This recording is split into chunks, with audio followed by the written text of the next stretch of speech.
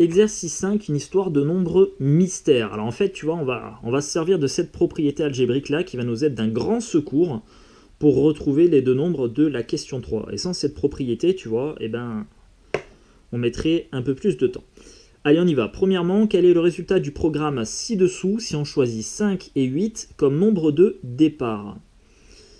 Alors, le programme, hein, il est en 3 parties. D'abord, on prend deux nombres réels non nuls. Donc nous, on aura choisi 5 et 8. Ensuite, on va les mettre au carré. Et enfin, on multipliera les résultats. Alors, on y va. 5 au carré, ça fait 25. Ensuite, 8 au carré, ça fait 64. Voilà. Et ensuite, on nous demande de multiplier 25 par 64. Bien, ça va faire 1600, sauf erreur de ma part. On va checker quand même. Voilà, 1600, ça roule.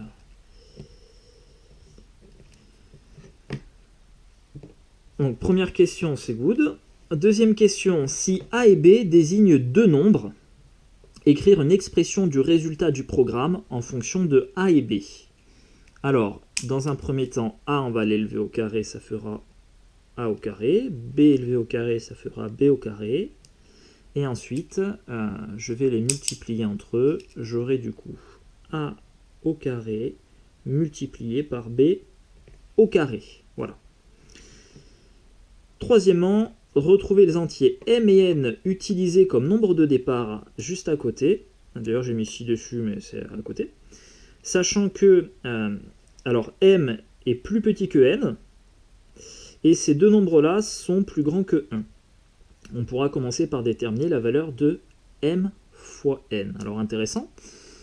On va se servir de ce qu'on a mis à la question 2, là, tu vois. On a dit que si tu prends deux nombres de départ, l'expression finale, c'est A au carré fois B au carré. Donc en gros, ici, si tu veux, c'est comme si j'ai M au carré, hein, puisque ici A ça vaut M et B ça vaut N, donc M au carré fois N au carré. Alors là, on cherche deux nombres dont le produit des carrés vaut 8281. Alors, c'est pas évident, sauf si tu te sers de la propriété algébrique qu'on a vue précédemment. Hein, tu sais que là, on a un produit de deux nombres à la même puissance, donc ça sera égal au produit des nombres à la puissance de... Voilà, on va avoir finalement M fois N au carré. Et ça va nous aider, parce que, tu vois, ce qu'on sait, c'est que M multiplié par N au carré est égal à 8281. Alors pourquoi ça nous aide, et bien parce qu'on va être en mesure de retrouver la valeur de M fois N tout court. Je connais le carré, c'est 8221, donc si je veux la valeur de M fois N tout court, alors comme mes deux nombres ils sont positifs ici, je vais pouvoir passer à la racine carrée sans problème.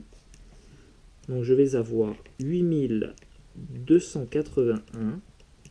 Et racine carrée de 8281, on fait une passe à la calculatrice, mais il me semble que ça fait 91, je l'ai checké tout à l'heure. Voilà, 91.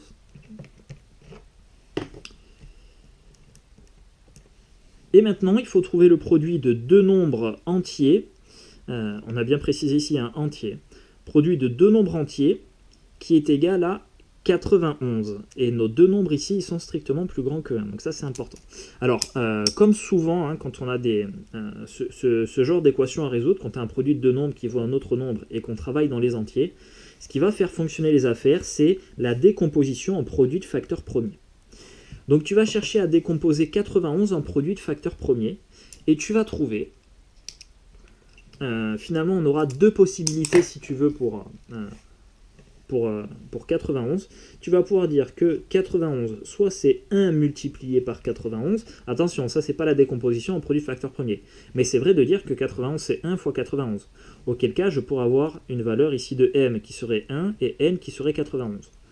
Sauf que M est strictement plus grand que 1, donc cette combinaison ne sera pas la bonne. Et si tu décomposes 91 en produit de facteur premier, tu vas trouver 7 multiplié par 13. Et tu n'auras rien d'autre. Donc finalement, tu as M qui vaut 7 et N qui vaut 13. Voilà la seule possibilité. Hop, nous avons M qui est égal à 7 et N qui est égal à 13. Voilà. Donc on va se remettre ici. Hein. On a dit M qui vaut 7, du coup N au carré, ça fera 49.